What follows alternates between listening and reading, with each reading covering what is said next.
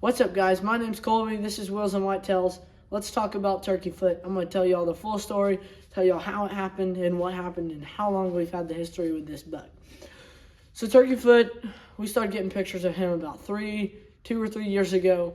Back then, he had 2 kickers off both G3s.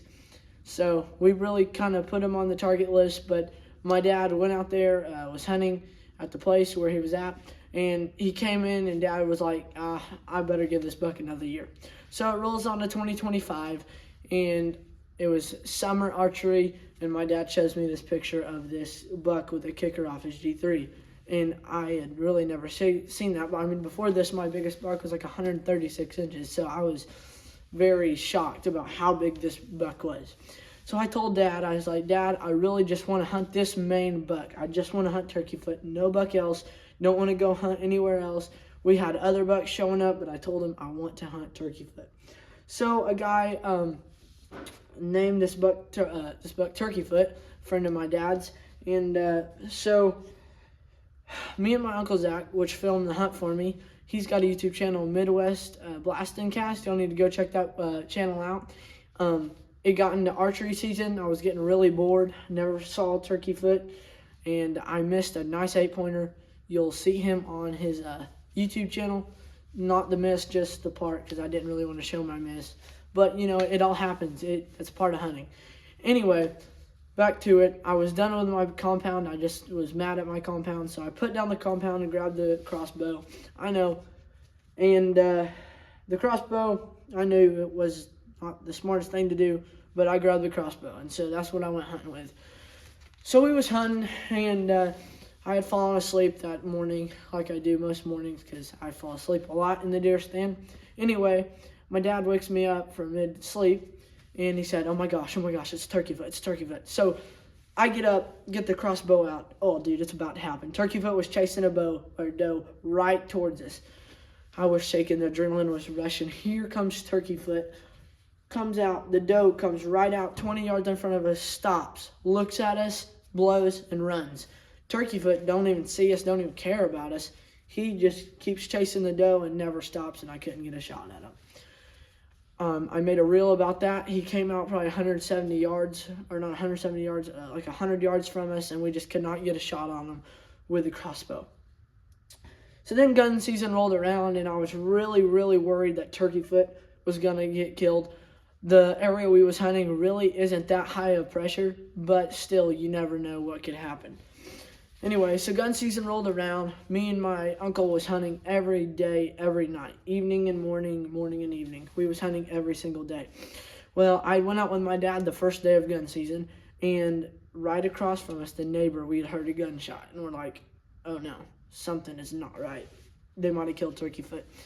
And because the day before that, in bow season, we seen him over there bedded on the neighbor's property. Well, I was not happy. My hopes was gone. No pictures of turkey foot for about a week. Nobody had seen turkey foot. My dad was fixing to start asking people around because we were really concerned about this buck. Well, after all that had happened, I started going out with my uncle. I had my sights set because I thought turkey foot was dead. So I had my sights set on another about 140, 150 inch buck there.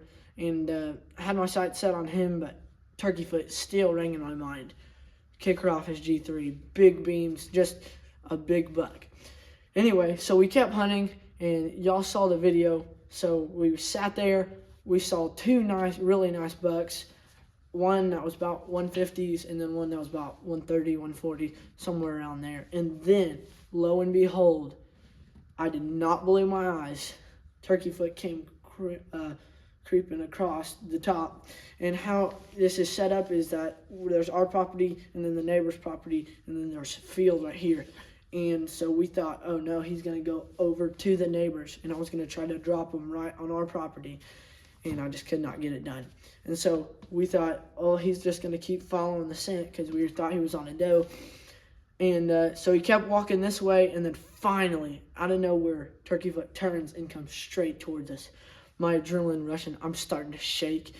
This buck, I dreamed of only killing or seeing a buck this big. I felt privileged to see this buck in bow season, and I knew, Colby, you cannot mess this up. I was shaking. Had my gun up, pulled the gun up, got it. I was following him. I was not letting him out of my sights. Well, there was a doe probably 5 yards away from us sitting there watching the whole thing. Did not blow. By the grace of God, she didn't blow. But here came Turkey Foot, lo and behold. Came out about 60, probably 50, 60 yards. Put it right on his neck. Shot, dropped him like a rock. And whenever I say excited, I was excited. Y'all saw my reaction. I had finally killed Turkey Foot. So I got his rack right here. He's not fully taxidermied, but I do have his rack. There's his kicker. Just a behemoth of a buck, 6-inch bases.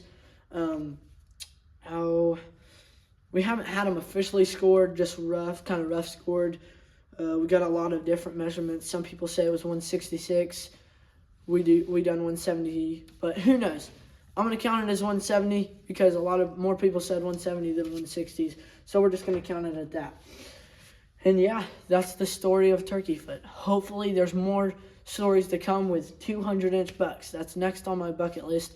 Or 170, 150-inch buck with my bow. That's going to come up. I hope y'all like this content. Hope y'all enjoyed the story of Turkey Foot. Y'all like and subscribe.